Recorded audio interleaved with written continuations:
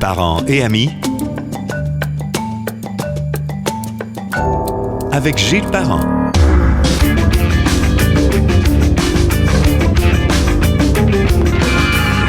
Bonjour et bienvenue sur Parents et amis, que vous pouvez entendre sur gillesparent.com, évidemment sur Spotify, Google Podcast, Balado de Apple et le canal YouTube. Aussi, n'oubliez pas de télécharger l'application Parents et amis sur le Apple Store.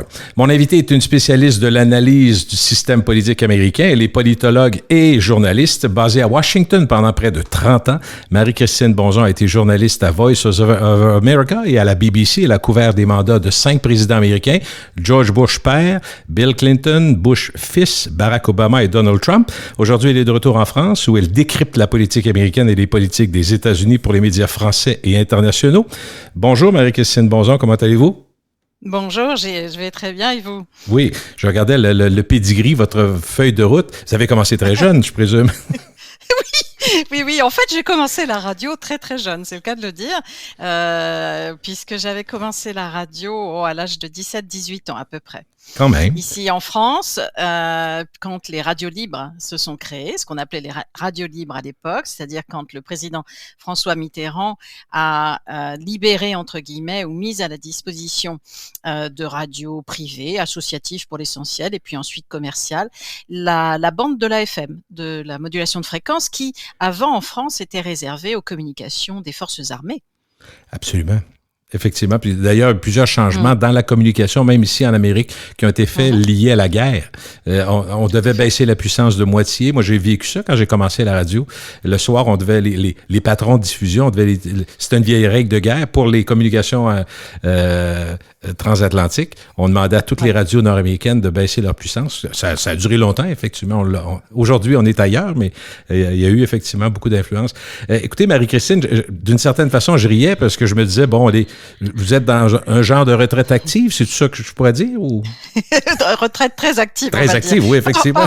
Pas retraite du tout. Vous savez que la réforme de retraite est un gros sujet ici en France, mais non, la retraite, il n'y en a pas pour moi pour le moment. Mais parfait, c'est ce que vous voulez. Mais de toute façon, je disais, à quoi ça sert vieillir? Il faut que ça soit intéressant. Toutes les communications, tous les contacts, toutes les informations que vous avez cumulées, c'est le fun de les partager avec nous? Oui, et puis on a la chance, vous et moi, Gilles, de faire un métier qu'on adore. Oui, absolument. Vous avez raison. Écoutez, on a l'impression d'être dans un remake, la campagne qui se présente pour le scrutin présidentiel de 2024. On parle d'un copier-coller possible de 2020, un duel Biden-Trump. Pourtant, Marie-Christine, ne sont pas si populaires. Vous dites, Gilles, un copier-coller. Alors, je dirais oui et non à un copier-coller parce que c'est les deux mêmes hommes, Joe Biden et Donald Trump, c'est les deux mêmes parti républicain, parti démocrate, mais le rôle est complètement inversé. On a Biden qui est un président sortant. En 2020, c'était Trump qui était le président sortant. Aujourd'hui, Donald Trump, c'est un ex-président qui est le challenger officiel maintenant de Joe Biden. Joe Biden qui vient d'annoncer sa candidature. Et un Trump qui essaye de devenir le deuxième président de l'histoire des États-Unis a effectué 2 mandats non consécutifs. Un Barack Obama, un George W. Bush ont effectué 2 mandats successifs, ce qui est le maximum d'après la Constitution américaine. Mais Trump essaye de faire ce qui s'est très très peu fait en politique américaine, qui est de revenir après plusieurs années d'absence et donc d'effectuer un second mandat plusieurs années après la première présidence. Le seul président à avoir réussi cet exploit, si l'on peut dire, dans l'histoire des États-Unis, ça remonte à un paquet de temps, Gilles, puisque ça remonte à un certain Grover Cleveland, qui lui a été le 22e président de 1885 à 1889, puis ensuite le 24e président de 1893 à 1897. Et entre les deux, il y avait un 23e président. Cleveland, lui, était démocrate. Et entre ces 2 mandats, il y a eu un républicain du nom de Benjamin Harrison qui a sévi. Donc c'est quelque chose d'assez inédit ce qu'essaye Donald Trump dans cette campagne. Donc il y a copier-coller, mais il y a aussi cette nouveauté. Biden atteint presque les bas-fonds du côté de l'impopularité presque historique aux États-Unis. Pourquoi est-il si impopulaire? Alors, les deux hommes, Donald Trump oui, et Joe Biden, font compétition et se font concurrence dans l'impopularité, si j'ose dire, puisque effectivement, Biden et Trump n'ont pas complètement atteint les bas-fonds de l'histoire des présidents américains. Il faudrait remonter, par exemple, à quelqu'un comme Harry Truman, dans son deuxième mandat, pas dans le premier. Dans le premier mandat, Truman, qui avait remplacé FDR, le Franklin Delano Roosevelt, après son décès, était assez populaire. C'était la fin de la Deuxième Guerre mondiale, etc. Bon, deuxième mandat, ça a été complètement différent pour Harry Truman, qui est devenu si ce n'est le président le plus impopulaire de l'histoire moderne des États-Unis. Alors, Joe Biden et Donald Trump, plusieurs dizaines d'années après Harry Truman, comment se situent-ils? Ils sont très impopulaires et les plus impopulaires dans l'histoire des États-Unis depuis les années 60, on va dire, depuis Jimmy Carter. Alors, on se souvient de Jimmy Carter, c'était les années 70, élu en 76, il se représente en 80, il est battu par Ronald Reagan, et Jimmy Carter était également très impopulaire. Si on regarde en ce moment les moyennes de sondage pour Trump et pour Biden, telles qu'elles sont faites notamment par Real Clear Politics, on voit que en ce qui concerne le président Biden, il fait environ, en moyenne de sondage, 43,4% de satisfaits. C'est très peu pour un président dans sa troisième année de mandat, et il y a 53,3% de mécontents. À peu près la même chose pour Donald Trump à la même période de son premier mandat, pour le moment, et seul mandat, le 2 mai 2019. Donc, on voit que les deux hommes sont relativement comparables. Par exemple, si on les compare tous les deux à quelqu'un comme Obama ou W. Bush au même moment du mandat, c'est-à-dire, disons, au mois de mai, au tout début du mois de mai de leur troisième année de présidence, on voit qu'Obama, lui, faisait quand même 51% de satisfaits, alors qu'on voit que Trump et Biden, c'est plutôt 43%, 44% de satisfaits. Et W. Bush, qui surfait encore sur sa vague de popularité inédite après les attentats du 11 septembre 2001, en était toujours, malgré l'invasion de l'Irak et les problèmes déjà rencontrés et en Irak et en Afghanistan dans ces deux guerres, il surfait encore sur cette vague avec 67% de satisfaits. Donc on voit que Trump et Biden sont très impopulaires et les plus impopulaires depuis Jimmy Carter en 1976-80. Et Marie-Christine, il faut rajouter à ça, ce qui nous impressionne aussi d'une certaine façon, peut-être pas de façon positive, c'est que les deux sont très âgés. Oui, très âgés. Alors bon, Biden, on le sait, a 80 ans. Il est déjà le plus vieux président de l'histoire des États-Unis. S'il est réélu pour un second mandat, Gilles, il aura 86 ans à la fin de son second mandat. C'est considérable, bien sûr. Et Donald Trump, de son côté, a 4 ans de moins quand même que Biden. Il est né en 1946, 42 pour Biden. Et Trump aurait, à la fin d'un éventuel second mandat, 82 ans. Au-delà de l'âge, ce qui est très important ici et ce qui joue beaucoup aussi dans l'impopularité de M. Biden, c'est les inquiétudes que suscite l'âge et le déclin associé à l'âge, notamment sur le plan intellectuel ou voire mental ou cognitif, les inquiétudes qu'elle suggère et qu'elle suscite au sein de l'opinion publique américaine. Absolument. Et on le voit dans les sondages depuis, depuis des mois, voire depuis 2 ans maintenant. On voit dans les sondages que les Américains sont inquiets par ce qu'ils voient de Joe Biden. Quasiment toutes les semaines, il y a ce que certains médias appellent gentiment des gaffes, mais qui vont au-delà de la gaffe, c'est-à-dire que le président Biden semble en difficulté sur le plan de la motricité d'une part, et deuxièmement sur le plan de son agilité verbale. Et quand il s'agit d'improviser, par exemple, des réponses à des questions de journalistes ou des réponses à des questions de kidam. On s'en souvient, par exemple, quand il était dans une espèce de voyage pèlerinage en Irlande. Il dit souvent qu'il a très attaché à ses ancêtres irlandais. Il y a à peine quelques semaines, on l'a vu répondre complètement à côté de la plaque à une question très simple que lui posait un jeune adolescent irlandais qui lui demandait, totalement improvisé, quelle est la clé du succès, Monsieur le Président ? Hein. Donc, ce genre d'incidents, moi je les appelle plutôt des incidents, ce ne sont pas des gaffes, ce ne sont pas des choses rigolotes, ce ne sont pas des choses qui sont voulues, ce sont des incidents. Et donc, ces incidents se renouvellent très souvent. Chaque semaine, il y en a quasiment au moins un. Et les Américains voient cela et ils sont très inquiets. Le fait que la position du président des États-Unis est un job à 150 voire 200%, il faut être complètement présent 24 heures sur 24, 7 jours sur 7. Et donc, les Américains sont inquiets par cela. Ils s'interrogent sur l'acuité mentale.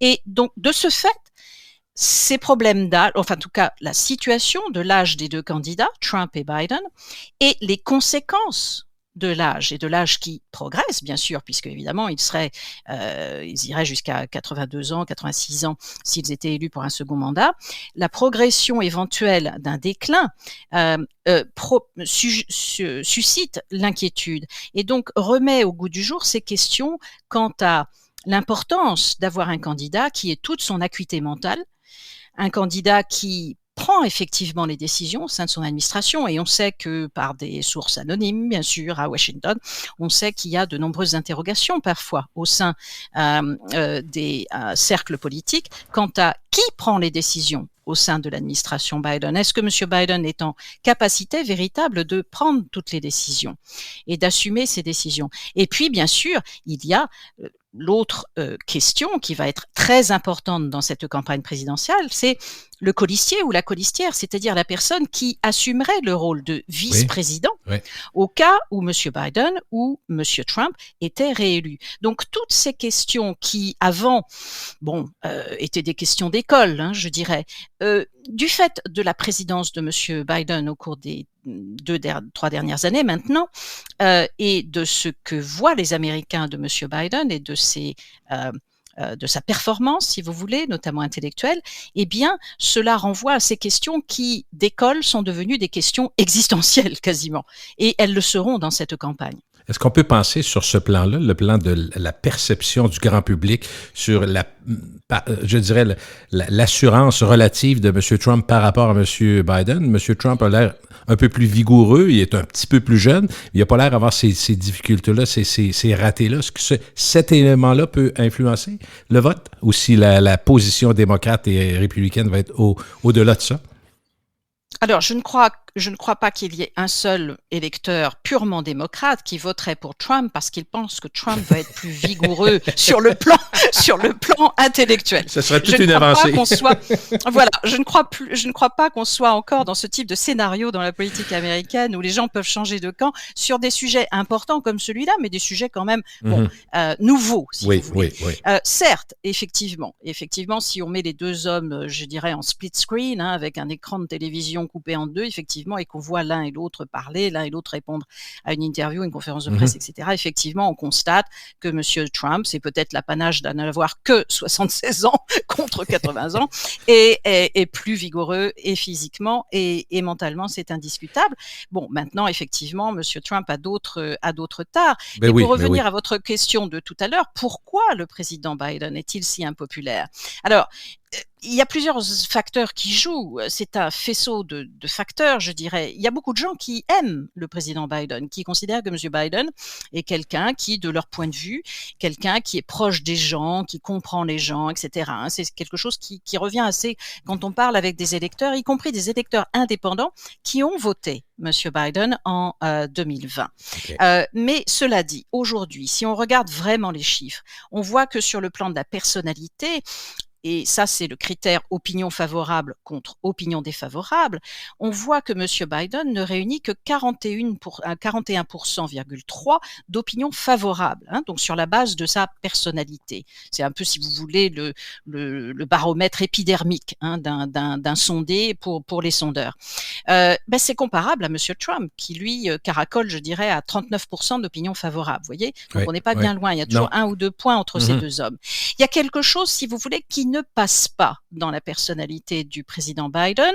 Alors, ça peut être une réflexion et une conséquence de ce problème d'âge, de ce problème de questionnement des Américains vis-à-vis de sa capacité et de son acuité mentale.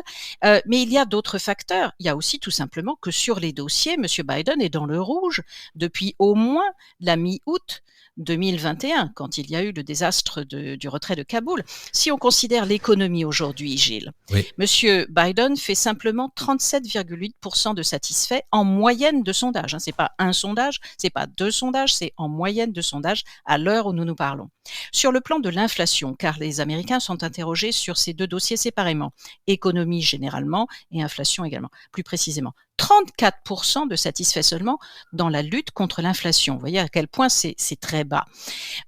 L'immigration clandestine, notamment à la frontière avec le Mexique, Oui. 34,8% seulement de satisfaits. La criminalité, 38% seulement de satisfaits. La politique étrangère qui était censée être vraiment le point fort de M. Biden, 40,8% seulement de satisfaits. Et même l'Ukraine, qui jusqu'à présent, je dirais au cours de toute l'année 2022, a été le seul dossier dans lequel véritablement M. Biden obtenait des majorités positives de satisfaits dans une moyenne de sondage, eh bien aujourd'hui il est en dessous de 50%. Il est à 44% de satisfaits seulement en ce qui concerne l'Ukraine. Donc il y a à la fois la personnalité de M. Biden, de celui qui occupe le pouvoir bien sûr, et puis il y a comment il est jugé sur les grands dossiers. Et puis je crois que les Américains sont aussi, Gilles, très déçus de M. Biden dans la mesure où il s'était posé comme quelqu'un qui allait tenter ou même réunifier le pays après les années très tumultueuses de la présidence Trump. Or, beaucoup d'Américains le disent dans des conversations privées, mais également dans les sondages, ce qui est plus important. Ils disent qu'ils sont déçus de ce point de vue-là, qu'ils considèrent que M. Biden, à travers ses propos, mais également ses politiques, s'est montré comme quelqu'un qui divise le pays plus qu'il ne le réunifie. Et ça, c'est, je dirais, très emblématique, car les Américains atteignent un degré de fatigue vis-à-vis mentale, de stress quasiment, vis-à-vis des tensions politiques qui sont attisées par les deux partis républicains et démocrates, qu'ils souhaitent désespérément qu'un président prenne enfin le pays en main et le réunisse, le réconcilie, si vous voulez. Et puis enfin, évidemment, il y a l'aspect des scandales et des affaires qui tournent autour de M. Biden, mais dont on peut reparler, bien sûr, en parlant aussi de M. Trump, qui a ses propres casseroles au train. Mais allons-y, parlons-en. Les deux hommes traînent des dossiers gênants. Ils ont enfreint la loi sur la protection des secrets gouvernementaux. Et c'est drôle, parce que je vous écoutais parler du fait qu'on reproche à M. Biden de diviser le pays. Mais si on se tourne du côté de Trump, ça peut être l'apanage de M. Trump aussi. Il a démontré ses talents là-dedans. Totalement. Et je crois que les deux hommes ont beaucoup plus de points communs à ce stade, Gilles, qu'on ne le pense. Non seulement leur âge, bien sûr, les questionnements qu'ils peuvent soulever, cet âge, mais aussi le fait qu'effectivement, ils ont des casseroles au train, tous les deux, et que tous les deux ont enfreint la fameuse loi fédérale sur la protection des secrets du gouvernement fédéral.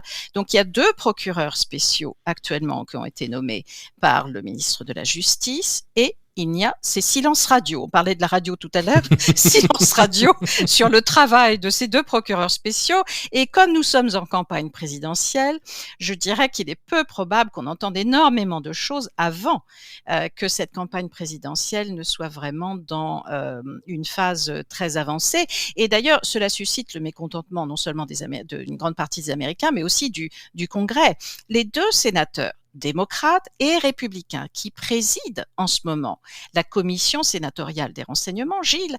Il s'appelle Mark Warner, ça c'est le président démocrate de la commission des renseignements, et le sénateur Marco Rubio, qu'on connaît bien, puisqu'il avait été rival de Donald Trump en 2015-2016. Marco Rubio, qui est donc le représentant, bien sûr, le plus haut placé du parti républicain à cette commission des renseignements, et bien tous deux n'arrêtent pas de dire à l'administration Biden et au ministre de la Justice qu'ils sont très mécontents parce qu'ils veulent voir les documents que M. Biden a emporté chez lui quand il était sénateur, que M. Biden a emporté chez lui avant de partir de la vice-présidence quand il était vice-président de Barack Obama. Ils veulent voir aussi les documents que M. Trump a emportés quand il a quitté la Maison-Blanche. Or, ces deux sénateurs qui sont extrêmement puissants au Sénat et qui président la commission des renseignements ne sont pas parvenus à obtenir de voir de quel document il s'agit exactement. Donc, silence radio des deux procureurs spéciaux vraiment pour le moment, deux infractions qui ont des aspects un peu différents, mais qui se rejoignent quand même dans le comportement de M. Biden et de M. Trump, dans la mesure où ils soulèvent tous les deux, par leur comportement, la question de l'intention. Pourquoi avoir pris ces documents ultra secrets? Apparemment, Trump a traîné les pieds pour rendre ces documents à l'administration et donc à l'administration des archives à Washington. Oui. Et Biden, de son côté, a pris des documents secrets lors de ses deux derniers postes essentiellement, quand il était sénateur pendant de très nombreuses années et vice-président pendant 8 ans à la Maison-Blanche. Donc, pourquoi les ont-ils pris? Donc, ces deux infractions, si vous voulez, soulèvent ce même type de problème. C'est très important. Pourquoi ces deux individus, dans des postes très importants chacun, président pour Trump, vice-président pour Biden, sénateur pour Biden, se sont permis, je dirais, de violer cette loi pour laquelle de nombreux fonctionnaires fédéraux de carrière à Washington et ailleurs aux États-Unis seraient inquiétés par le gouvernement fédéral s'il faisait la même chose. Bien Pourquoi sûr. Ces deux individus sont-ils partis avec ça sous le bras, si je peux dire, dans des cartons ou laissés dans un garage comme chez M. Biden?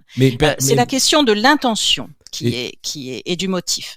Plusieurs se demandent s'ils vont être sanctionnés. C'est ça. L'ironie et le désintérêt du public vient souvent de ça. C'est quand même des présidents ou vice-présidents ou sénateurs à l'époque qui ont fait ça.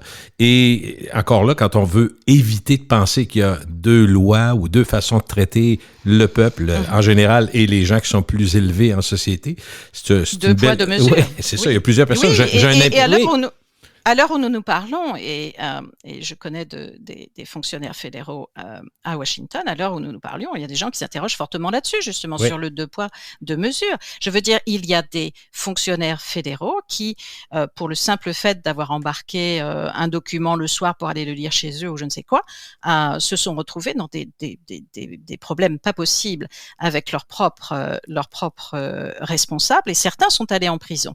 Donc, on verra ce qui va se passer dans ces 2 ans. Enquête.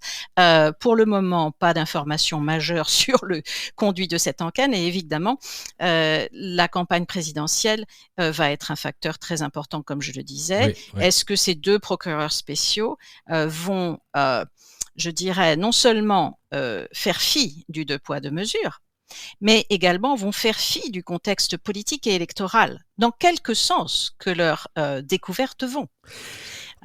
Et ça sera évidemment très intéressant à suivre. Et ce qui est un peu étonnant, si on parle un petit peu de Trump, parce que sans dire que la besace des problématiques de Trump semble encore plus pleine, mais on parle du premier président de l'histoire américaine à être inculpé en une accusation pour avoir acheté le silence de l'actrice porno sur une possible relation sexuelle, mais aussi un paquet d'éléments de poursuite en justice pour d'autres infractions. Et surtout, quand on voit M. Trump aller, on a l'impression que ça écoule comme sur le dos d'un canard, il n'y en a rien à cirer. C'est ça. Et cette désinvolture-là étonne. Oui, c'est une attitude qu'il a toujours tenue, quand il a eu des problèmes depuis le moment où il a descendu le fameux escalator de la Trump Tower et qu'il est devenu un homme politique, novice à l'époque, en 2015, juillet 2015. Oui. Bon, à partir de ce moment-là, effectivement, je veux dire, il a adopté cette attitude, c'est-à-dire d'essayer de transformer des problèmes qui auraient fait sombrer n'importe quel candidat ou responsable politique en un avantage auprès de sa base notamment, puisqu'on est dans un contexte d'un bipartisme américain où essentiellement les candidats des deux grands partis, entre guillemets grands partis, ne parlent plus qu'à leur base, ils en sont les otages si vous voulez. Alors Monsieur Trump courtise sa base et sa base le lui rend bien jusqu'à présent. Effectivement, son inculpation dans l'affaire de Stormy Daniels, pour le moment, a été un bénéfice net pour lui, sur le plan de sa Très bon pour la popularité campagne. Ça a été bon pour la campagne de financement. Exactement. Non seulement il a réuni énormément de fonds depuis, mais il a progressé dans les sondages, notamment face à son rival putatif, qui ne s'est pas encore déclaré, le fameux gouverneur de Floride, républicain Ron DeSantis. Donc, Ron DeSantis a perdu du terrain depuis l'inculpation de M. Trump. Donc, mais Trump, a de nombreux autres problèmes judiciaires. Il est effectivement aujourd'hui le premier président américain à être inculpé, mais il fait l'objet d'un procès au civil pour viol. C'est une ancienne éditorialiste d'un journal new-yorkais, d'un magazine new-yorkais, qui accuse, d'ailleurs une ancienne amie à lui, à Melania, qui l'accuse de l'avoir violée dans un salon d'essayage dans un grand magasin new-yorkais. Bon, on va voir ce qu'il ressortira de ce procès. Il y a également une enquête pour malversation dans la gestion de son entreprise, la Trump Organization, sous différents angles, à la fois fiscaux, etc. Il y a une enquête locale, pour intimidation des responsables électoraux de Géorgie en 2020. On se souvient de cette fameuse conversation, ce coup de fil où M. Trump semblait suggérer aux responsables électoraux de Géorgie, qui sont républicains eux-mêmes, leur suggérer qu'ils pouvaient trouver des voix favorable à Trump dans le dépouillement s'il cherchait bien. Et puis, évidemment, il y a l'enquête sur le 6 janvier 2021, avec une enquête fédérale pour tentative essentiellement d'ingérence dans le processus de passation de pouvoir entre lui et M. Biden en janvier 2021, après le scrutin de novembre 2020. Donc, ça fait beaucoup, mais pour le moment, effectivement, cela semble glisser un petit peu sur Trump, ou en tout cas, il semble savoir le transformer auprès de sa base et auprès de certains électeurs américains qui sont sensibles à des dossiers, vous savez, comme je dirais les pouvoirs excessifs du gouvernement fédéral contre les accusés, par exemple, ou les suspects. Là, il peut trouver des gens qui sont favorables au type de comportement qu'il adopte face à ces problèmes judiciaires. Donc, pour le moment, ça a été en tout cas l'affaire Stormy Daniels.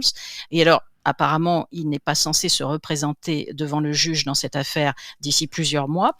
Donc, il va se passer pas mal d'eau sous le pont sur le plan de la campagne présidentielle d'ici là. Mais en tout cas, pour le moment, l'affaire Stormy Daniels, l'inculpation de Donald Trump, le cirque que cela a été dans les médias américains pendant toute la journée de cette fameuse inculpation à New York, eh bien, cela s'est transformé en bénéfice net pour lui dans les sondages et sur le plan du financement de sa campagne. Remarquez, Marie-Christine, je pensais à quelque chose de très actuel, très scientifique, et ce serait peut-être le genre de M. Trump de dire ça. Il pourrait sortir l'idée que le fameux appel téléphonique qui a été fait pour avoir plus de votes, il pourrait dire, écoutez, c'est le chat GPT. Il y a quelqu'un qui a pris... Non, mais à la rigueur, parce que je ne sais pas si vous avez entendu qu'est-ce que ça peut donner, c'est assez hallucinant. Assez pour qu'il y ait une méprise dans les écoles, entre autres. Ici, c'est un gros questionnement. Ça doit être un questionnement mondial de toute façon. Mais je faisais une blague en même temps. Mais la conversation c'était avant que le grand public ait eu. Il serait peut-être capable il pourrait faire un lien, lui. Je pense qu'il serait peut-être capable de le faire. Mais dites-moi, de toute façon, ce fameux... il y a bien des Américains, j'ai un ami américain qui vit en Georgie et qui se pose la question suivante. Il dit, écoutez, là, on est en train de nous présenter, d'ailleurs, pas nous, mais ils sont en train de se présenter, M. Biden et M. Trump, comme étant les candidats, puis ça va être eux. Mais il y a beaucoup de gens qui ça fait pas rêver du tout. Alors, plusieurs espéraient un changement plus profond. Est-ce qu'il y a encore l'espoir pour ces gens-là que ce ne soit pas, par exemple, Trump pour les républicains ou M. Biden pour les démocrates? Mais il y a de l'espoir. En tout cas, il y a un espoir qui a été déçu de nombreuses fois. Mais oui, non, c'est pas un film que les Américains veulent revoir. Mais non, je crois que là, les sondages sont très nets. Les derniers sondages en date font état du fait que 5%, je dis bien 5% seulement, des Américains interrogés souhaitent revoir le film Biden-Trump, c'est-à-dire souhaite que M. Biden et M. Trump fassent un bras de fer à nouveau pour l'élection présidentielle. C'est vraiment pas beaucoup. Mais bon, alors il faut parler aussi de M. Biden et de ses enquêtes également, parce que non seulement il est sous enquête pour infraction à la manipulation des documents fédéraux secrets, mais il est entré dans l'histoire également sous une autre petite lucarne. C'est le fait que M. Biden est le premier président américain à être placé sous enquête fédérale en même temps que l'un des membres de sa famille. Je parle là bien sûr de Hunter Biden, le fils survivant de Monsieur Biden, qui fait l'objet d'une enquête fédérale en même temps que son père, mais pour un sujet différent, qui serait donc accusé Hunter Biden de trafic d'influence, c'est-à-dire essentiellement d'avoir utilisé le nom de Biden pour des contrats juteux avec des entreprises situées dans de nombreux pays étrangers, dont la Chine, la Russie, l'Ukraine, quelques-uns des stans, vous savez, les pays Kazakhstan et autres, du temps où son papa, Joe Biden, était vice-président et donc avait un accès phénoménal et aussi, bien sûr, un pouvoir important sur différents dossiers que, justement, il gérait. À cette époque-là, le vice-président Biden gérait justement notamment des dossiers comme l'Ukraine, les relations avec l'Ukraine ou certains dossiers ayant trait à la Chine. Donc, Biden, le fils, Hunter, est sous enquête fédérale depuis 2018, c'est en tout cas ce qu'il a dit lui-même, et cela a été confirmé, bien sûr. Pour le moment, là aussi, il n'y a pas de mouvement dans cette enquête fédérale et bien sûr, les républicains et d'autres d'ailleurs se demandent pourquoi cette enquête semble marquer le pas, si vous voulez. Cela dit, il y a une enquête également au Congrès, donc une enquête fédérale d'un autre ordre, qui est l'enquête parlementaire des Républicains sur l'affaire Hunter Biden également, donc accusé de trafic d'influence, de fraude fiscale et d'autres éléments relatifs aux lois sur la corruption. Et donc, on verra ce qu'il en devient, mais ce qui est troublant dans cette affaire, en tout cas pour le moment, c'est que les transactions bancaires reliées aux activités d'affaires de M. Hunter Biden semblent avoir été assez suspectes pour que certaines banques auprès duquel il avait un compte ou ses associés avaient des comptes, rapportent ces transactions suspectes au ministère des Finances et de l'Économie, c'est-à-dire ce qu'on appelle le Trésor aux États-Unis.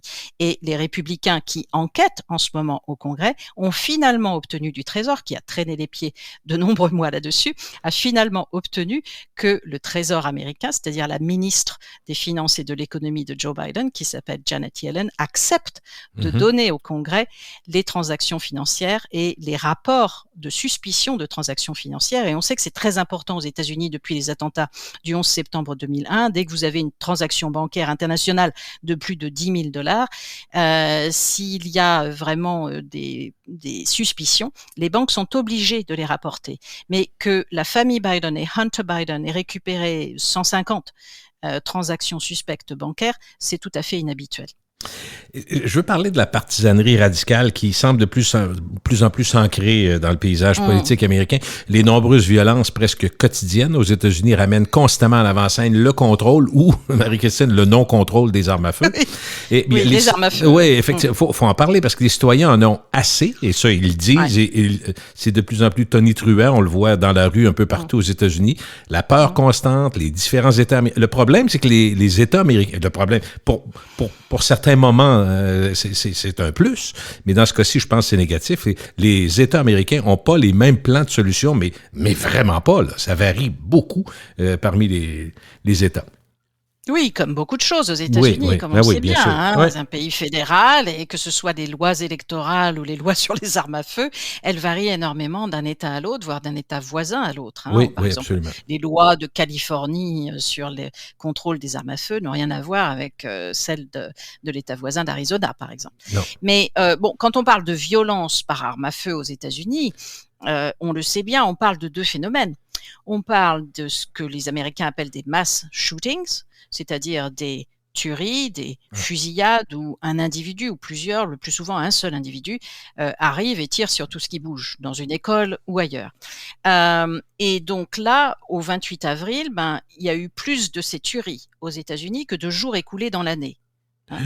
Au moins 172 tueries de ce genre. Mais on parle aussi, et c'est ce dont on parle le plus souvent, parce que les mass shootings, ça attire beaucoup les caméras de télévision, et c'est déplorable, bien sûr, c'est affreux, c'est lamentable, c'est affligeant. Mais les Américains sont exposés au risque des armes à feu dans leur vie véritablement quotidienne. Et donc cette violence armée au quotidien de la criminalité, de la délinquance, ils la vivent au quotidien. C'est pas seulement les tueries de masse. C'est aussi, par exemple, une ville comme Chicago, qui n'a pas enregistré moins de 500 meurtres depuis l'année 2015. Donc ça fait quand même un paquet de temps qu'ils vivent dans une ambiance assez déplorable, les gens de Chicago, et dans d'autres villes américaines. En ce qui concerne la possession des armes à feu, il faut voir un petit peu la situation. Il y a seulement un tiers des Américains qui possèdent des armes à feu, 30%. Y compris d'ailleurs Hunter Biden, qui en avait un il y a encore quelques années, d'armes à feu. Mais ce qui se passe, c'est que donc 30% contre 50% en 1977. Donc vous voyez, le nombre de propriétaires d'armes à feu aux États-Unis est en baisse. Mais ce qui se passe, c'est qu'il y a une très petite minorité, environ 3%, qui achètent énormément d'armes, c'est-à-dire qui s'arment jusqu'aux dents. 3% des Américains qui possèdent à peu près la moitié des armes en circulation. Alors, le chiffre des armes en circulation est ahurissant. Auparavant, quand j'étais encore à Washington, il y a encore 5-6 ans, c'était 300 millions. En 2016, c'était 265 millions d'armes à feu qui circulaient. Au jour d'aujourd'hui, selon les organisations internationales qui se penchent sur ce type de sujet, on estime qu'aux États-Unis, il y a bon an mal an en ce moment 393 millions d'armes à feu qui circulent dans les mains privées. Donc ça fait quand même beaucoup. Alors la solution, vous parliez de la solution. Quelle peut être la solution? Comme toujours sur ce dossier, je dirais que la solution, elle peut bien sûr intervenir au niveau des États. Il y a des États qui essayent de rendre encore plus strictes leurs lois.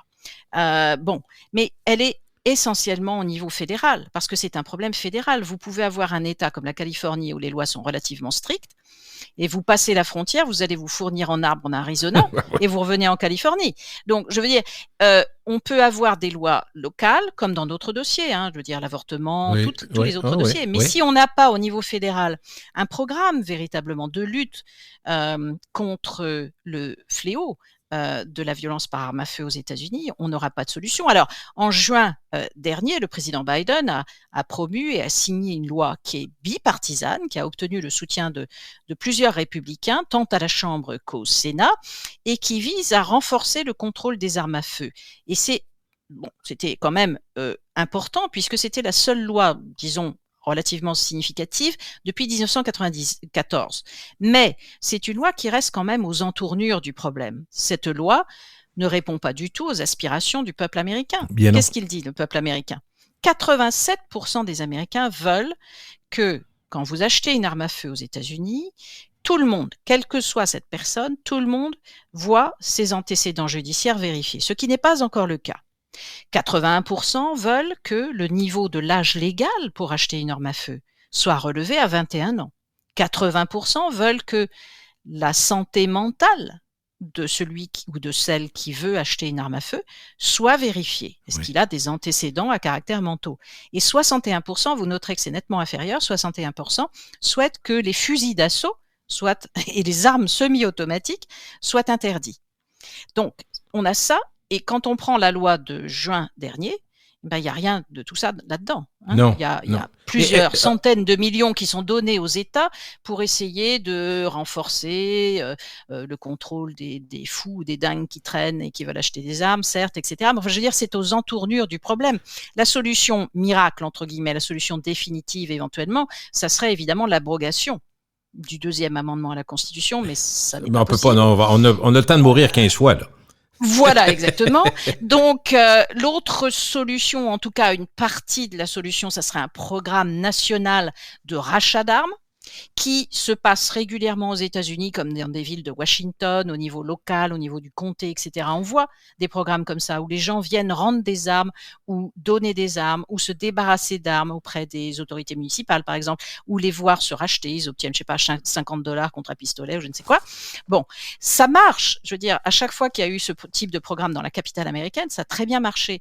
Mais évidemment, c'est micro-local. Je veux dire, ça ne règle pas le problème au niveau fédéral. Mais si on avait effectivement au niveau fédéral un programme de rachat d'armes régulièrement, voire un registre des possesseurs d'armes et des propriétaires d'armes, ce qu'avait fait l'Australie il y a fort longtemps maintenant pour essayer de régler, et qui a réussi d'ailleurs à régler une bonne partie du problème des armes à feu en Australie, qui était assez grave également. Mais tant qu'on n'a pas ce type de mesure, ou celle que souhaitent les Américains et que je viens d'énoncer, on ne jouera qu'aux entournures du problème. Puis en même temps, je vous écoutais parler on est presque rendu à 400 millions, vous dites, de 380... Oui, à peu près 393, d'après une organisation suisse. Carrément, en Suisse, il y a une organisation qui s'occupe beaucoup de ce problème. Je crois qu'elle s'appelle la Small Arms Survey. Et c'est des gens qui font cette étude régulièrement, sont très penchés sur ce dossier. Et je vous dis, c'est 393 millions d'armes à feu qui circulent aux États-Unis en 2022, comparé à 265 millions en 2016. Est-ce que ce sont des armes qui ont été soit déclarées, achetées et connues? Est-ce qu'on peut penser qu'il y en a qui sont cachés? Tout à fait. Oui, c'est ça. Tout à fait. Je ne veux pas être négatif. Là, le 400 000, c'est peut-être 700 000 là, ou 500 000, sans misère. Oui, tout à fait, Gilles. Ça pourrait être beaucoup plus, puisque effectivement, il est encore possible, parfois, d'acheter une arme, soit par exemple à une vente totalement privée. Je ne sais pas, vous allez dans une yard sale, un vide-grenier, qu'on les appelle ici en France. Sans taxe et sans facture. Ça existe. Voilà, là. exactement. Un peu sous le manteau, à un particulier. Et ce type d'arme, effectivement. Donc, il est tout à fait possible que cette estimation de l'organisation que je citais soit conservatrice. Oui. Alors, les gens, on comprend, ils vont se rabattre plus sur leur État. De penser que le fédéral puisse régler le problème, c'est presque de l'utopie. Si on regarde le déploiement des politiques américaines. Ça va se faire plus... ça se fait déjà, d'ailleurs. Il y a beaucoup de ralentissements, d'encadrements qui se font, comme vous le disiez, au niveau étatique, mais... En tout cas, je ne veux pas être négatif, mais de penser qu'on va faire le même genre ça serait difficile d'avoir l'assentiment de tout le monde, au plan politique, je parle. Oui, au plan politique, tout à fait, c'est très difficile, même chez certains démocrates qui sont favorables au deuxième amendement. Mais je crois que la solution, en dehors des mesures au niveau fédéral, au niveau national dont je parlais à l'instant, je crois que depuis le temps que je vis et que je suis les Américains et les États-Unis, sur ce problème en particulier, je crois que rien ne se passera vraiment tant que les Américains n'auront pas dit stop. C'est-à-dire que tant qu'il n'y aura pas une révolution mentale, une révolution affective et mentale, en disant voilà, ça c'est terminé. Parce que, bon, j'étais aux États-Unis, bien sûr, à l'époque, quand il y a eu le drame de Newton. La première fois qu'on avait véritablement un drame aussi meurtrier dans une petite école, dans une école élémentaire. Et même ce drame terrible où des petits-enfants ont été massacrés n'a pas suffi. Ça avait suscité des espoirs en se disant, ça y est, c'est l'événement qui va faire un déclic. Non seulement dans l'opinion, mais dans la classe politique américaine. Et malheureusement, le drame de Newton n'a pas suffi. Et donc, je crois que ce qu'il faudrait, en plus des mesures que j'évoquais tout à l'heure, le registre national, le rachat fédéral d'armes, etc., et l'abrogation, bien sûr, du deuxième amendement, mais ça, c'est une utopie, je crois qu'il faudrait une révolution mentale, affective et nationale au sein du peuple américain pour dire la violence par arme à feu, ça suffit. Mais voyez-vous, Marie-Christine, quand vous avez des reportages, par exemple, il y en a de très bons faits par la télévision française, la BBC, les réseaux américains, quand on regarde le monde des armes, et moi, quand j'écoute ça avec intérêt, je me rends compte, je dis, oh, OK, là, je viens de comprendre qu'il y a une scission absolument presque insurmontable.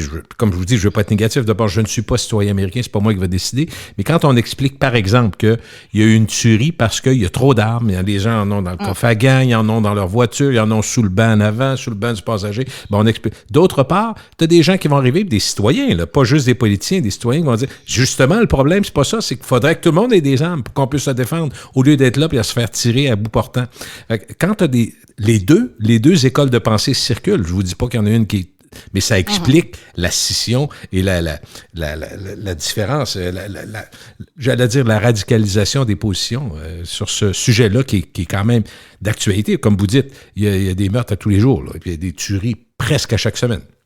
Oui, tout à fait. Et cela n'aide pas que la société américaine demeure dans son ensemble une société très violente. On le voit maintenant avec la recrudescence de la délinquance et de la criminalité, non seulement dans des grandes villes, mais aussi dans des villes plus petites. Il y a, et je le disais tout à l'heure, donc le sujet de la criminalité et de la délinquance est sondé régulièrement en ce qui concerne l'action de M. Biden, et on voit à quel point il est désavoué sur ce dossier également. Il y a peu de choses finalement qu'un président au niveau fédéral peut faire pour lutter contre la criminalité et la délinquance, puisque la plupart des polices aux États-Unis, bien sûr, sont des polices locales au niveau du comté, au niveau de la ville et au niveau de l'État. Mais le président peut impulser quelque chose. Et pour le moment, je crois que les Américains, s'ils donnent une note aussi basse à M. Biden sur le sujet de la criminalité et de la délinquance, c'est qu'ils pensent effectivement que M. Biden n'a pas mis ce sujet véritablement de la criminalité, j'entends, pas du contrôle des armes à feu, mais de la criminalité assez haut dans ses priorités à lui. Dites-moi un mot sur l'Ukraine, parce que on le disait d'ailleurs, quand la guerre a commencé, moi j'étais avec ma conjointe, puis on se disait, bon, au fil du temps, au début, on va en parler beaucoup, puis comme toute nouvelle, invariablement, il va y avoir une lassitude, puis on va en parler moins. C'est dommage, mais bon, autant les médias qui sont les miroirs qui nous expliquent ce que c'est, il y a moins d'intérêt. On voit dans les line-up de téléjournal, excusez-moi, ça prend quelque chose de gros pour commencer. Maintenant, on relègue ça à la fin des bulletins. Est-ce qu'aux États-Unis, c'est le même désintérêt? Oui, et on avait vu ça même quand des soldats américains étaient officiellement au combat, en Afghanistan, en Irak. Malheureusement, bien sûr. Les guerres préoccupent énormément les peuples qui la font, mais effectivement, nous, en tout cas dans les médias, on change de sujet de plus en plus et assez vite. Et on l'avait vu notamment pendant les années Obama, où la guerre d'Irak, avant qu'elle ne soit officiellement terminée, comme la guerre d'Afghanistan, était essentiellement devenue des guerres invisibles à la télévision américaine. Et qui plus est, pour une guerre comme l'Ukraine, où officiellement aucun soldat américain n'est engagé dans ce conflit. On a vu que l'action du président Biden en Ukraine aujourd'hui est largement désapprouvée. Il n'y a plus que 44% des Américains à approuver l'action du président Biden en Ukraine aujourd'hui.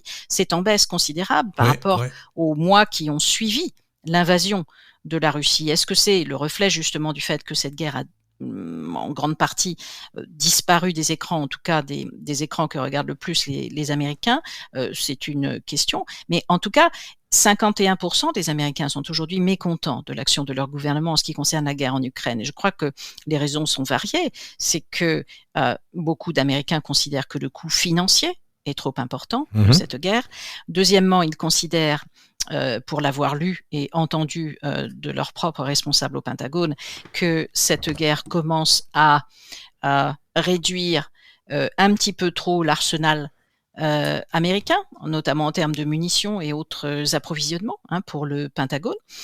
Et deuxièmement, ils considèrent avec certains responsables politiques que cette guerre est en train, ou risque en tout cas, de détourner l'attention de leurs élites et de leur gouvernement, le gouvernement américain, de la compétition, comme dirait M. Biden, ou de la rivalité ou de l'adversité principale, qui est cette compétition et cette bataille pour l'hégémonie entre les États-Unis et la Chine. Et il y a aussi les citoyens qui font un discours beaucoup plus nationaliste et patriotique en disant, écoutez, avant de s'occuper des autres, pouvez-vous vous occuper des nombreux problèmes à l'intérieur des États-Unis? Mais ça, c'est une réaction récurrente. Oui, c'est vrai. C'est une réaction récurrente chez les Américains parce que effectivement, ils perçoivent de leur point de vue, en tout cas pour nombre d'Américains, que leur gouvernement ne s'occupe pas, d'une manière générale, assez de leurs problèmes. Leur gouvernement, quel qu'il soit, républicain ou démocrate. On l'avait vu notamment en 2005, quand le cyclone Katrina a ravagé le sud des États-Unis, notamment la région de Louisiane, du Mississippi, à quel point on parlait tout à l'heure de split screen, d'écran divisé sur la télévision entre Biden et Trump. Et là, c'était en 2005, c'était d'un côté de l'écran, vous aviez la guerre en Irak, la guerre en Afghanistan, avec les soldats américains qui mouraient tous les jours là-bas et dont les photos étaient montrées par les télévisions américaines. Et de l'autre côté de l'écran, vous aviez des Américains de Louisiane, de la Nouvelle-Orléans, sur les toits de leur maison, sur le toit de leur maison, demandant help, du secours de leur gouvernement, avec le drapeau américain qu'ils laissaient flotter, avec des corps qui eux-mêmes flottaient dans les rues de la Nouvelle-Orléans. Et donc après Katrina, qui a été, à mon avis, un tournant essentiel dans l'évolution de l'opinion américaine vis-à-vis du gouvernement fédéral et qui a pu alimenter le phénomène Trump par la suite, il y a eu cette réaction disant mais voyez les problèmes que Katrina a soulignés, il faut que le président de l'époque, que le gouvernement fédéral de l'époque, le président Bush et les suivants, s'occupent de nos problèmes, les problèmes d'infrastructure, les problèmes de pauvreté, que le cyclone de Katrina, le problème de logement dans ces régions, d'emploi, etc., que le cyclone Katrina avait souligné pendant des mois et des mois après que le cyclone ait touché terre.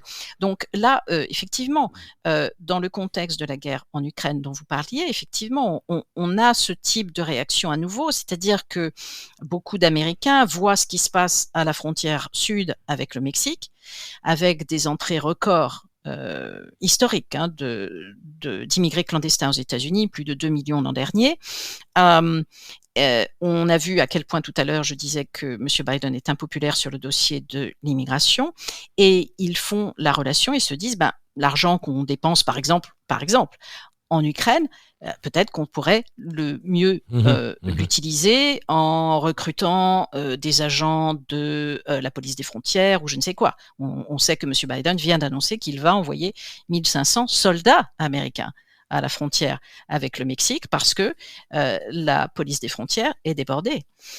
Donc les Américains mettent ces dossiers nationaux en relation avec ce que fait leur gouvernement fédéral, qu'il soit dominé par des républicains ou des démocrates à l'époque, ce qu'il fait à l'international, si vous voulez.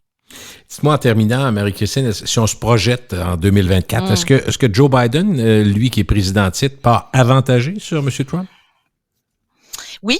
Il part avantagé, effectivement. Il y a d'abord l'avantage du président sortant. Comme je le disais au tout début de notre conversation, on est dans un copier-coller, mais pas tout à fait. C'est-à-dire que M. Biden est désormais le président sortant. Oui.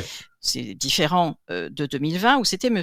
Trump. Et donc, aujourd'hui, c'est M. Biden qui a l'avantage du président sortant. Alors, dans tous les pays, quasiment dans toutes les démocraties en tout cas, le président sortant a l'avantage sur ses rivaux.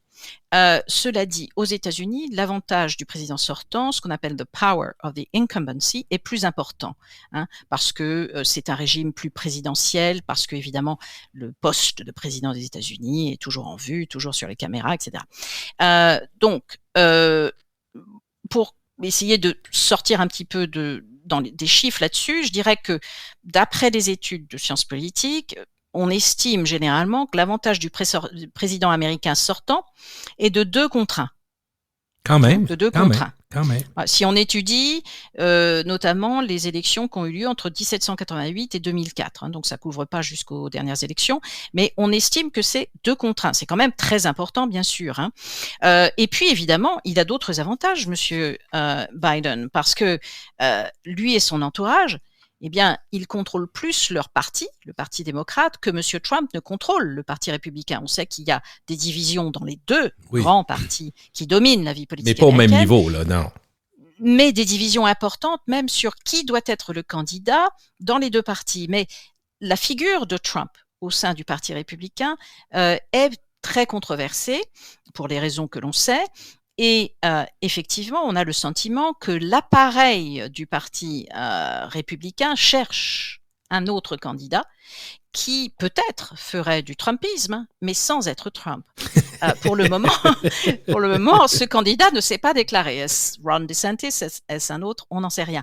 Mais en tout cas, c'est un avantage, bien sûr, pour le président Biden, car si l'on voit que une bonne partie, quasiment la moitié des électeurs démocrates ne sont pas très chauds, et c'est un euphémisme, pour voter pour M. Biden, il y a une discipline de parti au sein du Parti démocrate qui est plus grande, plus importante qu'au sein du Parti républicain. Et quand on en arrivera, si on en arrive effectivement à ce duel, à ce bras de fer Biden-Trump, il est très probable que la plupart des électeurs démocrates se boucheront le nez, comme on dit en anglais, et iront voter pour M. Biden, même s'ils ne souhaitent pas voté pour M. Biden. Donc ça, c'est aussi Comprends. une deuxième carte maîtresse. Et puis, bien sûr, il y a une autre carte maîtresse pour Biden, c'est tout simplement Trump, puisque Biden a vu que en 2020, utiliser Trump comme repoussoir, c'est-à-dire le fameux anything but Trump, c'est-à-dire tout sauf Trump, ça avait marché, ce message-là, c'est-à-dire moi, Biden, je sais que vous avez des réticences envers moi, etc., mais regardez la concurrence, regardez Trump, vous pouvez pas voter pour ce gars-là, voyez.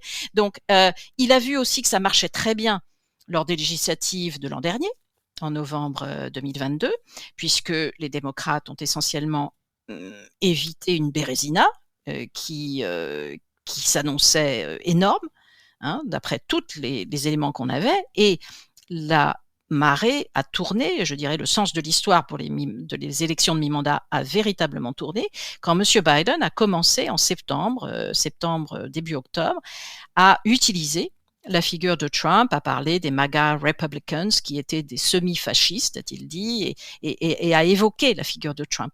Et donc, à chaque fois que M. Biden est en difficulté ou voit que son parti va être en difficulté, il ressort la figure ou la poupée, si vous voulez, de Trump. Et voilà, exactement, poupée vaudou quasiment. Et ça marche. Ça marchait en 2020, en 2022. Il espère que ça marchera en 2024. Et puis enfin, évidemment, il table aussi, je dirais, Gilles, sur une certaine complaisance des médias américains qui, en 2020, ont essentiellement adopté le tout sauf Trump, pour le New York Times, pour le Washington Post, pour de nombreux médias, pour CNN certainement, pour MSNBC, qui ont eux-mêmes adopté ce message, le tout sauf Trump, pour essentiellement faire de M. Biden un président qui est devenu en 2020 certainement, le candidat le moins scruté, comme on dit aux États-Unis, the less scrutinized, c'est-à-dire le candidat le moins soumis à l'examen des médias, qui se considère aux États-Unis encore quand même comme le quatrième pouvoir, c'est-à-dire le pouvoir qui va contrôler les trois autres, le judiciaire, le législatif, l'exécutif. Et donc, d'une certaine manière, en 2020, M. Biden a été avantagé par cette complaisance de très nombreux Américains, médias américains, dont parmi les plus influents, le New York Times, le Washington Post. Absolument. Est-ce que, sous question pour terminer, est-ce que Kamala Harris pourrait jouer un rôle plus important dans cette prochaine campagne? Alors, pour le moment, moi, ce que j'ai remarqué... Je ne l'ai pas vu beaucoup, moi, depuis 4 ans, là, publiquement, je pense. Oui, alors surtout, on ne l'a pas vu du tout, et moi, c'est ce que j'ai remarqué dans la vidéo de campagne, dans laquelle M. Biden a annoncé sa candidature, c'est qu'on ne l'a pas vu du tout, et surtout, on n'a pas entendu dire à M. Biden qu'il se présentait dans cette vidéo avec Madame Kamala Harris. Donc cette absence me semble intéressante à noter. Bon, il y a de très fortes pressions, évidemment, en faveur de Kamala Harris, émanant d'une certaine partie de la communauté noire. Ce ne sont pas tous les Noirs qui sont enthousiasmés par Kamala Harris, loin de là, mais il y a des pressions parmi certaines élites noires pour que M. Biden continue avec Madame Kamala Harris. Mais oui, Kamala Harris est une vice-présidente qui n'a pas vraiment convaincu, c'est le moins qu'on puisse dire. Elle a même inquiété, et sérieusement inquiété quant à ses capacités, y compris dans le camp démocrate. Aujourd'hui, Kamala Harris fait environ 38,5% de satisfaits en moyenne des sondages, c'est vous dire. C'est-à-dire qu'elle est aussi impopulaire, sinon plus, que Donald Trump. Et surtout, quand on regarde son bilan, parce que quand même un vice-président, c'est pas un rôle honorifique dans le système américain. En général, ils sont chargés de dossiers plus ou moins importants, mais en tout cas, elle avait été chargée de certains dossiers importants, et notamment celui de cette fameuse crise migratoire à la frontière avec le Mexique. Or, effectivement, elle a été largement, comme vous le disiez, Gilles, invisible sur ces dossiers qui lui ont pourtant été confiés par le président Biden. Et quand elle s'exprime lors d'une allocution, bien souvent, effectivement, elle est aussi, je dirais, une très mauvaise communicatrice, elle bafouille, ou alors elle part dans des développements qui sont largement incompréhensibles. Donc, c'est très important d'être une bonne communicatrice, un bon communicateur quand vous êtes candidat, même quand vous êtes colistier. Vous avez beaucoup de boulot à faire lors d'une campagne présidentielle. Quand vous êtes colistier, on vous choisit pas simplement pour poser sur les photos. On vous vous choisit aussi pour faire campagne dans des États, dans des villes où le président ou le candidat, président sortant ou le candidat de votre parti ne peut pas aller faire, il peut pas être partout, ne peut pas aller faire campagne. Non. Donc, je veux dire que oui, il y a des pressions pour que Kamala Harris continue, mais il y a aussi beaucoup de pression, y compris au sein du Parti démocrate, pour qu'elle ne continue pas et pour que Joe Biden fasse campagne avec une autre ou un autre colistier. Alors, cela dit, la question plus générale, bien sûr, c'est est-ce qu'il y a une alternative à ce fameux duel Biden-Trump? Et si on regarde le camp démocrate, on voit qu'il y a 2 candidats déclarés, il y a quand même 2 candidats déclarés contre Biden. Ouais. On a eu d'abord Marianne Williamson, qui est une ancienne guide spirituelle d'Oprah Winfrey. Et alors, on peut rigoler, mais en fait, elle s'était déjà présentée en 2020. Et Marianne Williamson avait évidemment fait un très faible score, mais elle avait quand même soulevé certains problèmes et surtout, elle avait un discours plus réconciliateur entre les Américains. Elle a poussé l'idée d'un compromis, de faire des compromis, que c'était le rôle des responsables politiques de faire des compromis, ce qui est un petit peu oublié de part et d'autre, des 2 grands partis. Oui. Donc voilà, elle avait quand même ce message-là. Et puis il y a un deuxième, un petit peu plus gros poids lourd, on va dire, en tout cas de par son nom de famille, c'est Robert Kennedy Jr., c'est-à-dire le fils de l'ancien sénateur Robert Kennedy, le frère du président John Fitzgerald Kennedy. Et Robert Kennedy Jr., ce qui est intéressant là-dedans, c'est que il y a quelques années, il était considéré comme très à gauche par la presse américaine, et qu'aujourd'hui, il semble être considéré comme plutôt à droite, puisque il s'est révélé opposé au vaccin Pfizer et aux autres vaccins contre le Covid, exactement. Et il s'est déclaré donc pour la primaire et pour l'investiture du Parti démocrate contre M. Biden, après Marianne Williamson. Et depuis que M. Kennedy Jr. s'est déclaré, on voit qu'il prend pas mal de voix à M. Biden. Puisque quand mais c'est un nom qui évoque, qu'on le veuille ou non, même si on dit que c'est juste un nom, c'est un nom qui évoque tellement. Bien sûr, le nom Kennedy est un bon tremplin, mais il y a une telle désaffection, si vous voulez, envers M. Biden, y compris au sein du Parti démocrate, comme on vient de le voir, quand même la moitié, et d'après certains sondages, plus de la moitié des électeurs démocrates ne souhaitent pas que M. Biden se représente. Donc, il y a quand même énormément d'hésitation, de réticence, de questionnement, voire d'inquiétude. Et donc, M. Kennedy bénéficie de cela apparemment en ce moment. Au moment où nous parlons, il fait quand même, en moyenne des sondages, 20% d'intention de vote pour la nomination, c'est-à-dire l'investiture du Parti démocrate. Ça n'est pas négligeable parce que si on compte Mme Williamson, si on compte les gens qui n'ont pas d'opinion quant aux nominés du Parti démocrate, il y en a quand même, on arrive quand même à 40% ou 35% d'électeurs démocrates qui ne veulent pas, qui disent qu'ils ne voteraient pas pour M. Biden aux primaires. Donc, c'est quand même un petit peu inquiétant pour le président Biden, mais cela, effectivement, peut raviver le débat, je dirais, politique au sein du Parti démocrate et sur la scène politique américaine. Cela dit, effectivement, l'appareil du Parti démocrate, comme je le disais tout à l'heure, Gilles, a déjà choisi essentiellement. Malgré les réticences, les inquiétudes que soulève un nouveau ticket Biden-Harris, l'appareil du Parti démocrate s'est largement aligné derrière M. Biden et je n'en veux pour preuve, bien sûr, que le vote qui a eu lieu en décembre dernier au sein du comité politique du Parti démocrate, qui a essentiellement entériné des propositions du président Biden, qui souhaitait se favoriser encore plus la tâche, puisque le président Biden a fait modifier l'ordre des primaires démocrates, tout simplement. Vous savez que d'habitude, on commençait à droite, à droite au sein du Parti républicain comme à gauche au sein du Parti démocrate, on commençait en Iowa. L'Iowa est complètement balayé du début des primaires démocrates. On ne le trouve plus. Donc, M.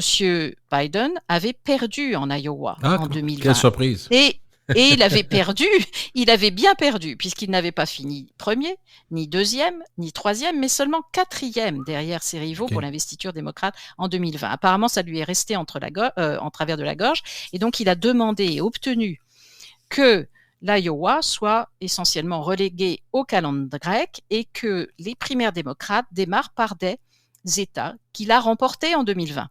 L'État de Caroline du Sud, qui va lancer les affaires des primaires démocrates le 3 février 2024, suivi du New Hampshire, mais surtout du Nevada, qui votera en même temps que le New Hampshire, parce que le Nevada est plus pro-Biden que le New Hampshire, suivi de la Géorgie et du Michigan, qui eux aussi avaient adoubé M. Biden pour les primaires démocrates de 2020. Donc on voit qu'il a déjà fait modifier ce calendrier, et on voit aussi que, comme le président Trump à l'époque, en 2020, eh bien, le président sortant Biden refuse de débattre à la télévision avec ses concurrents déclarés que sont, comme je le disais, Marianne Williamson et Robert Kennedy Jr. Donc on voit que le Parti démocrate, l'appareil du parti, le comité politique démocrate, s'est essentiellement rallié à une candidature Biden-Harris et que le Parti démocrate probablement restera là, à moins, bien sûr, tout peut changer, puisqu'on sait qu'il y a certains personnages qui se sont toujours dit depuis plusieurs mois un petit peu dans les réserves, qui l'ont fait savoir,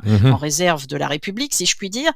Quelqu'un comme Gavin Newsom, le gouverneur de Californie, qui ne cache pas ses ambitions présidentielles, ou même une Hillary Clinton qui fait savoir à travers ses amis que elle est toujours là, quoi. Elle est toujours là. Voilà. Je suis là. Donc, alors dans le camp républicain, une alternative. Alors, qu'est-ce qu'on a? On a évidemment Trump qui fait figure de commandeur maintenant au sein du parti. On a 3 candidats déclarés au lieu de 2 dans le camp démocrate. On a Nikki Haley, une ancienne gouverneure de Caroline du Sud, qui était également la représentante de l'administration Trump aux Nations Unies. On a Vivek Ramaswamy, qui est un chef d'entreprise. Tous les deux, d'ailleurs, c'est intéressant, sont originaires de l'Inde, c'est-à-dire que leurs 2 parents étaient des immigrés venus de l'Inde. On se rappelle que Kamala Harris avait une maman qui venait de l'Inde. Et son papa de Jamaïque. Et le 3e candidat déclaré face à Monsieur Trump s'appelle Asa Hutchinson. C'est un ancien gouverneur de l'Arkansas, ancien député qui avait servi également dans l'administration Bush. Il y a beaucoup d'autres candidats présumés. Je citais bien sûr Ron DeSantis, qui ne s'est pas encore déclaré. Mike Pence, l'ancien vice-président de Donald Trump, a un bouquin en ce moment qu'il essaye de vendre. Et vous savez qu'à chaque fois qu'un politicien américain a un bouquin à vendre aux alentours d'une campagne présidentielle, ça veut dire qu'ils ont certaines ambitions. Il y a un élu de Caroline également, Tim Scott, qui est sénateur et qui est noir américain et qui présenterait effectivement une candidature qui serait très attendue et très regardée. C'est quelqu'un de plus jeune. Tous sont beaucoup plus jeunes que M. Trump, sauf Asa Hutchinson qui a 72 ans. Et du côté démocrate, tous sont plus jeunes que M. Biden, Marianne Williamson étant la plus jeune des deux entre RFK Jr. et Marianne Williamson. Mais bon, si DeSantis se déclare, il y aura dans le camp républicain un changement de dynamique complet de la campagne. Ça va être surveillé, oui. C'est attendu. Oui, parce que le parti républicain, comme je le disais, l'appareil du parti cherche un autre candidat de poids, j'entends pas nécessairement Asa Hutchinson, mais il cherche un candidat de poids à mettre en face de Trump parce que l'appareil du parti, l'élite du parti, des gens comme Mitch McConnell et d'autres souhaitent que Trump ne soit pas le candidat du parti. Merci beaucoup, Marie-Christine. Merci de nous avoir parlé. Ça fait le tour, mais on va se reparler, c'est sûr. Ça va être une grosse année. Merci, Marie-Christine. Ça sera avec grand plaisir et il faudra suivre effectivement ce que vous évoquiez tout à l'heure, c'est-à-dire ce changement, ce désir de changement profond des Américains qui disent et qui redisent sans arrêt, et on le voit à nouveau en ce moment, disent et redisent sans arrêt qu'ils ne veulent ni de Trump, ni de Biden, et que surtout, ils veulent que leur démocratie soit plus ouverte, qu'ils aient plus de choix et peut-être des candidats indépendants. Au revoir. Merci. Merci.